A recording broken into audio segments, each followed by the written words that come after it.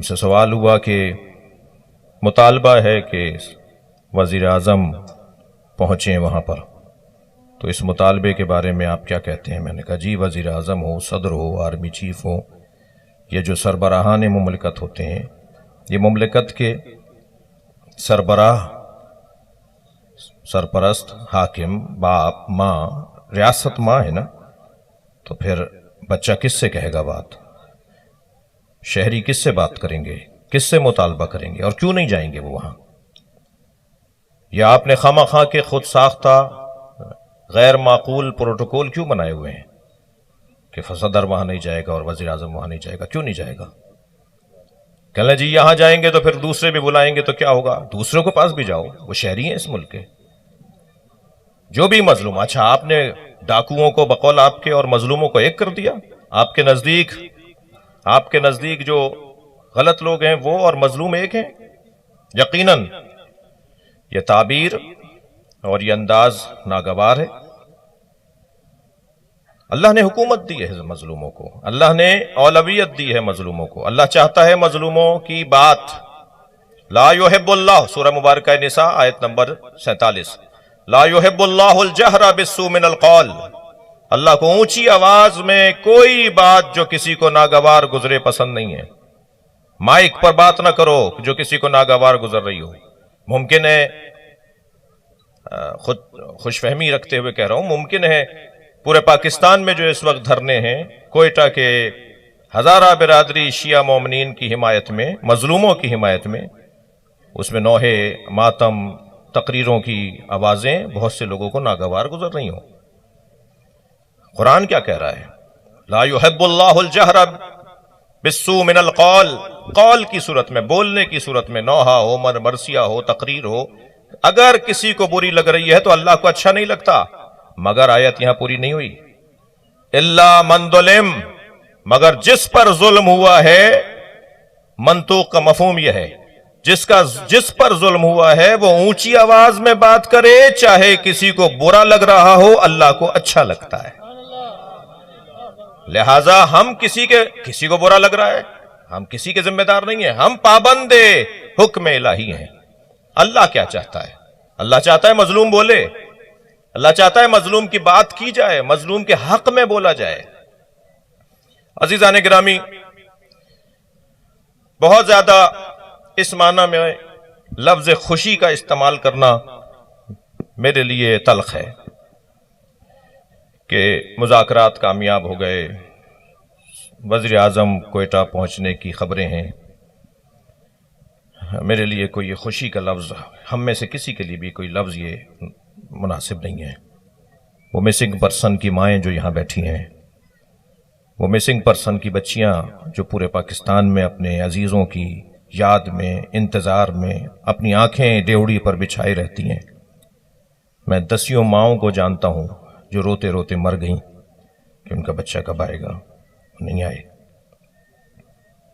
یہ ہمارا ظاہری طور پر دھرنا وہاں کیونکہ اعلان ہو گیا ہے، تو ظاہری طور پر ہمارا یہ دھرنا نوحہ اور ماتمداری کے بعد شاید پورے پاکستان سے ختم ہو جائے، لیکن نہیں، ابھی احتجاج تو شروع ہوا ہے۔ اب انشاءاللہ ایک دوسرے مرحلے میں ہم اپنی قوم کی حقوق کی بحالی میں داخل ہوں گے، اور پورے پاکستان سے جن لوگوں کو تم نے گم کیا ہوا ہے، نہیں معلوم وہ کہاں ہیں۔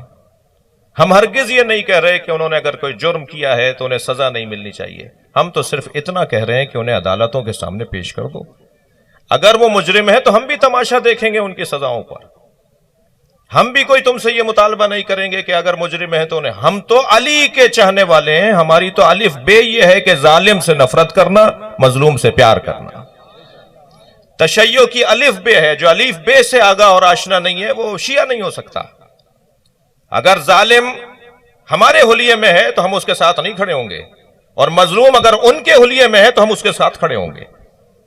ہمیں مظلوم کے ساتھ کھڑا ہونا ہے، چاہے مظلوم ہندو ہو، عیسائی ہو، سکھ ہو، سنی تو ہماری جان ہے، مظلوم بلوچ ہو، مظلوم پختون ہو، کوئی بھی مظلوم ہو، مولا علی کے حکم کے مطابق ہم مظلوم کے ساتھ کھڑے ہیں، اور ظالم سے ہماری نفرت یہ قاعدہ قانون یہ علی مولا کا دیا ہوا نظام ہے۔ کونا للظالم ختما वलिलमज़लूम औना, हमेशा जालिम के खस्म और दुश्मन रहना और मजलूम के हिमायती और मददगार रहना।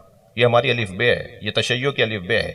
फिलिस्तीन में एक घर भी शियों का नहीं है, फिलिस्तीन में एक घर शियों का नहीं है, मगर सबसे ज्यादा फिलिस्तीनियों की अगर कोई हिमायत करता है तो वो अली के मुरीद हैं, वो मौला के चाहने वाले हैं। वजह क्या है? हुक्म है मौला का, वसीयत है मौला की, हुक्म है मौला का कि मजलूमों का साथ देना है, बस साथ देना है।